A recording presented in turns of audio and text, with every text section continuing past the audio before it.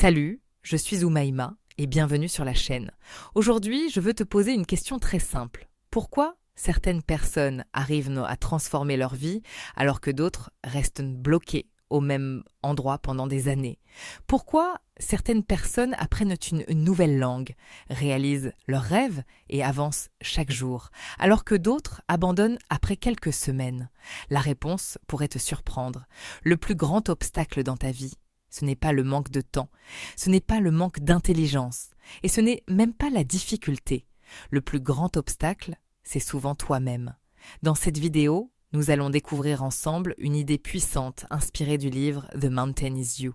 Et en même temps, tu vas améliorer ton français simplement en écoutant cette histoire.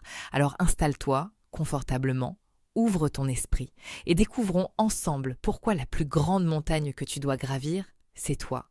Imagine une grande montagne devant toi. Elle est haute, elle semble difficile à gravir, et quand tu la regardes, tu peux penser, c'est impossible.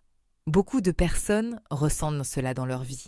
Elles ont des rêves, elles ont des objectifs, mais devant elles, il y a toujours une montagne. Pour certains, c'est apprendre une langue. Pour d'autres, c'est changer de vie. Pour d'autres encore, c'est trouver confiance en eux. Mais un jour, on comprend une chose très importante. La montagne la plus difficile à gravir, ce n'est pas la vie, c'est nous-mêmes. Très souvent, nos plus grands obstacles ne viennent pas du monde extérieur. Ils viennent de nos pensées, de nos habitudes, de nos peurs. Et parfois, nous devenons notre propre ennemi. Prenons un exemple simple. Tu veux apprendre le français ? Tu regardes une vidéo, tu apprends quelques mots, et puis une petite voix dans ta tête dit « c'est trop difficile, je ne suis pas bon en langue, je vais commencer demain », et ce demain devient la semaine prochaine, puis le mois prochain, puis peut-être l'année prochaine.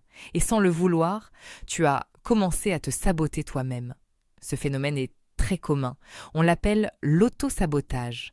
L'auto-sabotage est quand une personne bloque son propre progrès, pas parce qu'elle est incapable, mais parce qu'elle a peur d'échouer, ou parfois peur de réussir. Cela peut sembler étrange, mais réussir peut aussi faire peur, parce que réussir signifie changer ses habitudes, changer sa vie. Et le cerveau humain aime la sécurité, même si cette sécurité n'est pas idéale, même si elle nous empêche d'avancer. C'est pour cela que beaucoup de personnes restent dans leur zone de confort. La zone de confort est un endroit où tout est familier, on connaît les règles, on connaît les habitudes, mais dans cette zone, il y a rarement de la croissance. La croissance se trouve toujours un peu plus loin, dans l'inconnu, dans l'effort, dans l'apprentissage. Et apprendre une langue comme le français est un excellent exemple. Au début, tout semble difficile. Les sons sont différents, la prononciation est nouvelle, le vocabulaire est inconnu. Mais chaque jour d'apprentissage transforme un peu ton cerveau. Chaque mot que tu apprends est comme une petite pierre ajoutée à ton chemin. Au début, ces pierres semblent insignifiantes, mais avec le temps, elles construisent une route entière. Imagine apprendre seulement 3 mots par jour. 3 mots, cela semble très peu, mais en un mois, cela fait presque 100 mots. En un an, cela fait plus de 1000 mots. Et avec 1000 mots, on peut déjà communiquer. On peut comprendre des conversations. On peut regarder des vidéos. On peut lire des textes simples. Le progrès ne vient pas des grandes actions spectaculaires, il vient des petites actions répétées chaque jour. C'est la magie des habitudes. Les habitudes sont les architectes de notre vie. Si ton habitude est de pratiquer le français 10 minutes par jour, ton cerveau va changer. Si ton habitude est de remettre les choses à demain, rien ne changera. C'est pourquoi la discipline est si importante. Beaucoup de personnes pensent que la motivation était la clé. Mais la motivation est comme la météo, elle change. Certains jours, tu te sens motivé. D'autres jours, non. Si tu attends la motivation pour agir, tu n'agiras pas souvent. La discipline est différente. La discipline signifie agir, même quand on ne se sent pas motivé.